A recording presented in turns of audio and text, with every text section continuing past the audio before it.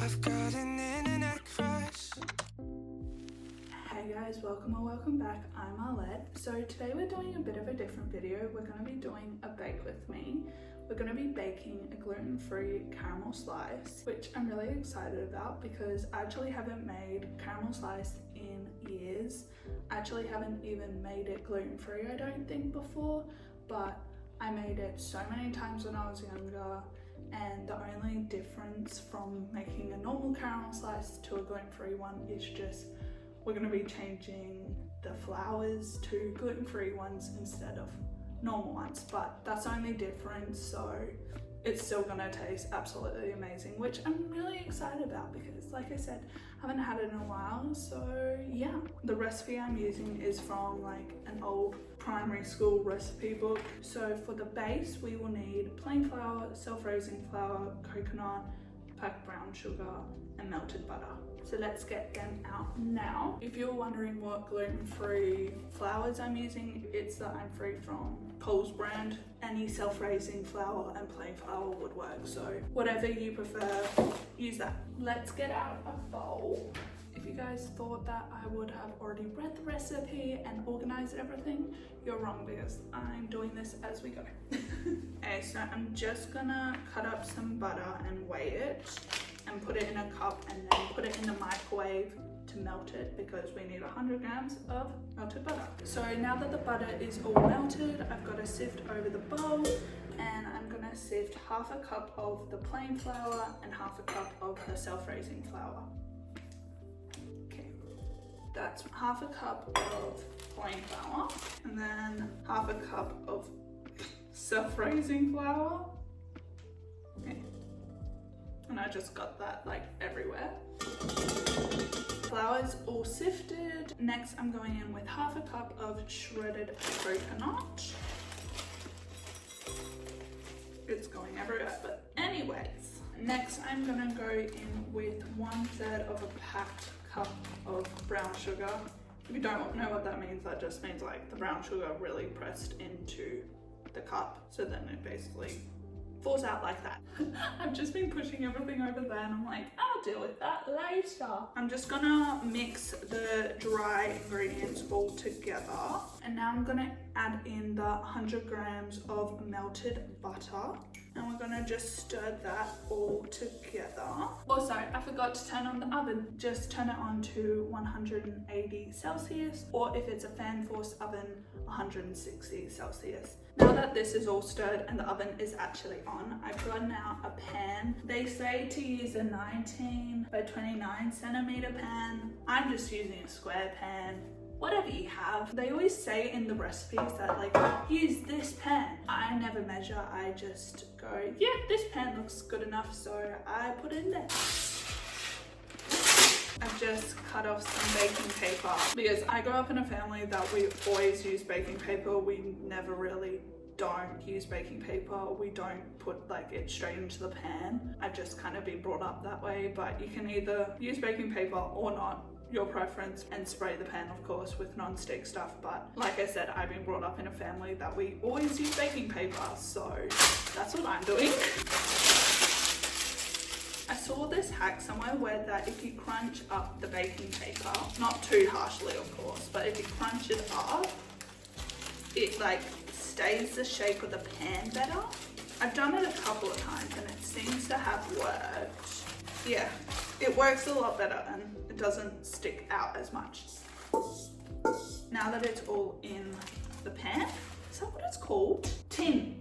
Now that it's all in the tin pan, I don't even know what it's called. Now that it's all in the tin, the pan, I don't even know what it's called, but I'm just gonna use a metal spoon and I'm just gonna press it down and hopefully it doesn't all just stick to my spoon, which it is doing right now. I might give up and end up using my hands, but we will see. I'm just gonna use my hands because it looks like it is not gonna want to stay down. So I'm just gonna use my fingertips and like press it down. Make sure that if you're using baking paper that there is like enough room for there to be other layers because there will be other layers. Now that the base is all pressed down, I'm gonna put it in the oven for 12 minutes.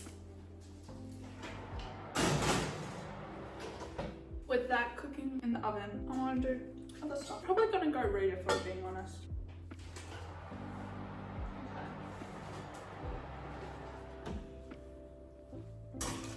I ended up leaving the base in the oven for an extra 4 minutes, so that would have been 16 minutes in the oven. I think because it's like got the gluten-free flour, it just needed a bit more cooking than what it normally does. The reason why I kept it in was it was just like quite a bit buttery, if that makes sense. Like it was bubbling, and now it's like more of a kind of goldeny brown, whereas before it was just still quite yellow from the butter. Moving on to the caramel bit of the caramel slice. You will need golden syrup, sweetened condensed milk, more butter, and more brown sugar. Look at me actually getting out the ingredients. Go me. We are gonna get out a saucepan. So first thing I'm gonna do is I'm gonna weigh the butter. I need 500 grams of butter. Okay, next I'm gonna add in a tin of sweetened condensed milk. So it says 400 grams of condensed milk, but this has 397 grams, so close enough. Also, make sure to use a plastic like spatula, is that what they're called? I don't know, but make sure to use plastic spoon or just not metal, because I'm going to be scraping it out of a metal tin. I don't want to use a metal spoon because like you can get shards of metal and stuff. I don't fully know, but my mum has always taught me not to use like a metal knife or a metal spoon or anything like that in a saucepan or in a tin, because like you can get like shards of metal and stuff in them, and like it's not good for you. So use plastic or a wooden like spatula to get the condensed milk out. This is the best part about the caramel slice, of course, is it's like literally why it's called a caramel slice. Next, I'm just gonna get 2 tablespoons of brown sugar, and they are a bit heaped tablespoons if you can't see that. I don't know if you can really see that. And then 2 tablespoons as well of golden syrup. And I'm just gonna use my finger to get the golden syrup out of this, because otherwise that's a waste. Now that all the ingredients are in, I'm gonna put it on the stove. I've now got the pot on the stove top, and I'm just gonna keep stirring until all the butter is melted, and I've got it on medium to low heat. So I'm just gonna keep stirring it until all the butter is melted. So the butter is fully melted now, and I'm going to turn it up to a medium-high heat now on the stove top, because I want to get it to bubble underneath and really caramelize. It doesn't actually say this in the recipe, but my mum taught me this, and I think it's what makes the caramel even that bit better. And I can already hear that it's like bubbling. You can like hear it bubbling, and like you can see it bubbling, and you just got to make sure you keep stirring it, because otherwise it will burn and you don't want it to burn. So I'm just gonna stir it a bit more so I'm just gonna caramelize it that little more and keep stirring. Now it's just like you can actually see it, like if you look at it, you can see it bubbling. And now that it's caramelized that little bit longer, I'm now gonna just pour it all over the cooled down base. Now I'm just gonna spread the caramel all over the base and make sure it's all covered evenly. Now that the caramel is all spread out evenly, I'm gonna put it in the oven for another 10 to 15 minutes. So same temperature as it was before.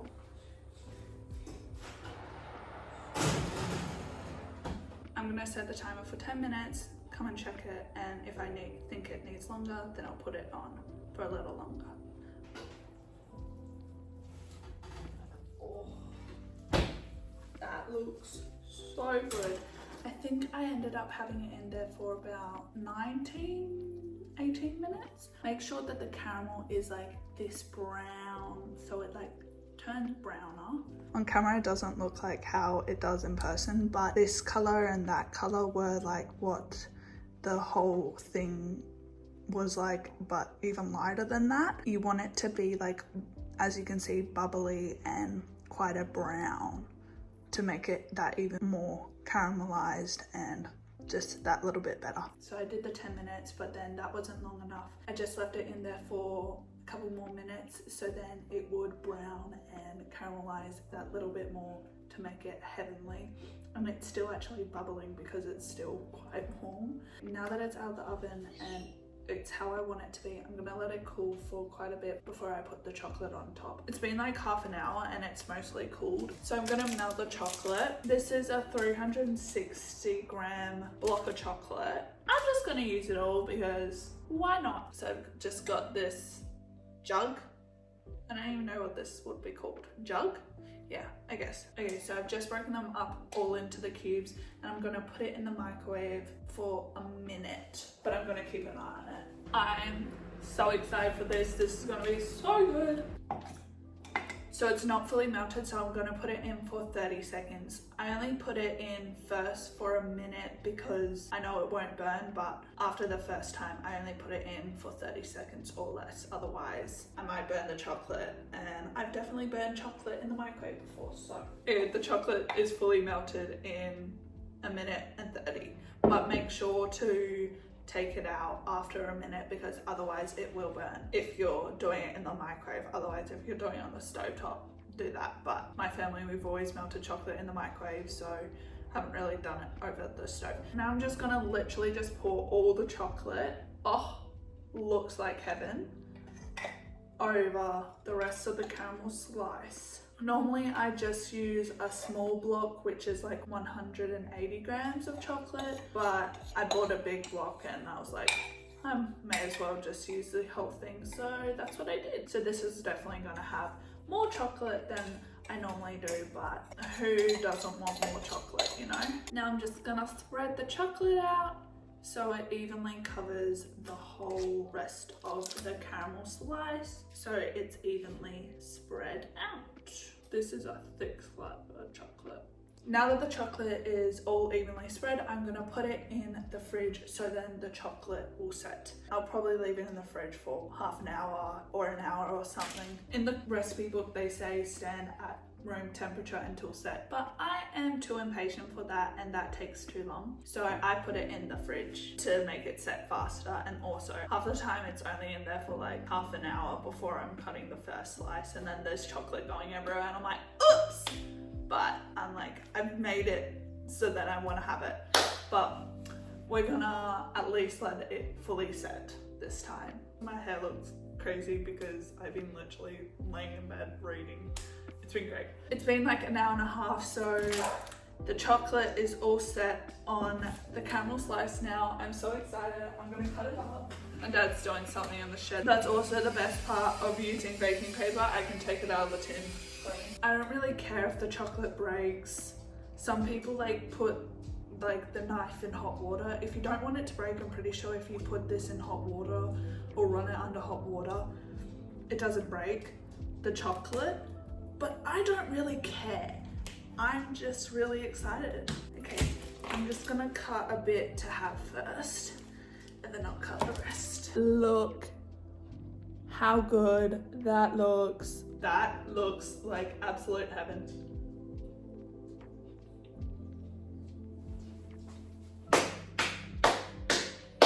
Oh my gosh.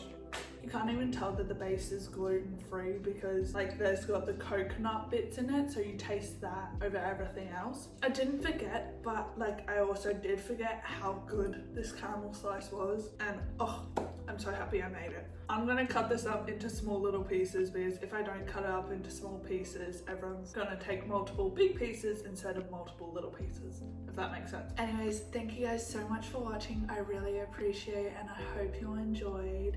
I'll make sure to leave the recipe down below for you guys if you would like to use the recipe as well. I also would really appreciate it if you guys gave this video a thumbs up and also subscribe to my YouTube channel. I know this video isn't normally what I film, but I thought I'd try a different video out for you guys. But yeah, thank you guys so much for watching. I really hope you enjoyed and I hope to see you guys in the next video. Bye!